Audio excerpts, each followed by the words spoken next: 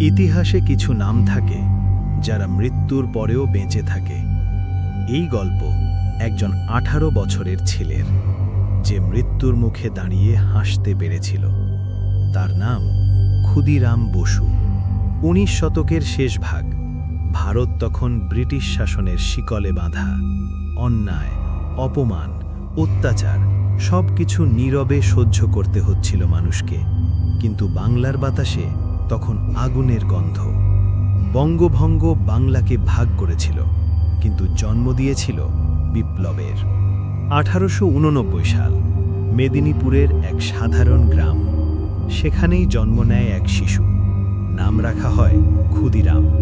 ছোটবেলাতেই সে হারায় মা, বাবা। এই অনাথ শৈশব তাকে ভেঙে দেয়নি, বরং করেছে পাথরের মতো দৃঢ়। স্কুলের বইয়ের চেয়েও তার চোখ টানত দেশের খবর। বন্দে মাতরম, এই শব্দেই কাঁপত তার বুক। ব্রিটিশ পতাকা নামানো, গোপনে লিফলেট বিলি করা, এই ছিল তার প্রতিদিনের লড়াই।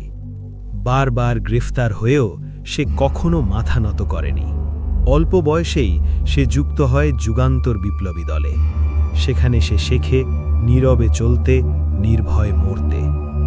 ডগলাস কিংসফোর্ড, একজন ইংরেজ ম্যাজিস্ট্রেট। ভারতীয়দের কাছে সে ছিল ভয়ের প্রতীক। ছাত্রদেরও নির্দয় শাস্তি দিতে তার হাত কাঁপত না। বিপ্লবীরা সিদ্ধান্ত নেয় এই অত্যাচার থামাতেই হবে।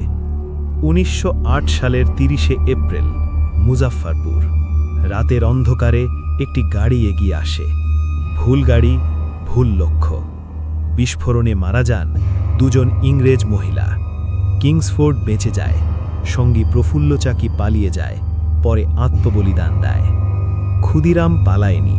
হেঁটে হেঁটে সে এগিয়ে যায় মৃত্যুর দিকে। ক্লান্ত শরীর, কিন্তু চোখে অনুশোচনা নেই। আদালতে দাঁড়িয়ে একটি কিশোর। বয়স নিয়ে প্রশ্ন ওঠে, কিন্তু রায় লেখা ছিল আগেই। সে শুধু একটাই কথা বলে, আমি আমার দেশের জন্য করেছি। 11ই অগস্ট 1908, ফাঁসির মঞ্চে ওঠে একটি 18 বছরের ছেলে।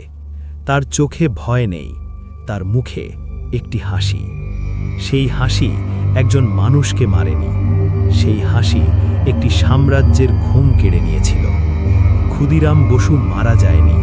সে আজও বেঁচে আছে, যখন কোনো তরুণ অন্যায়ের সামনে মাথা নত করে না। সে আমাদের শিখিয়ে গেছে, বয়স নয়, সাহসী ইতিহাস লেখে।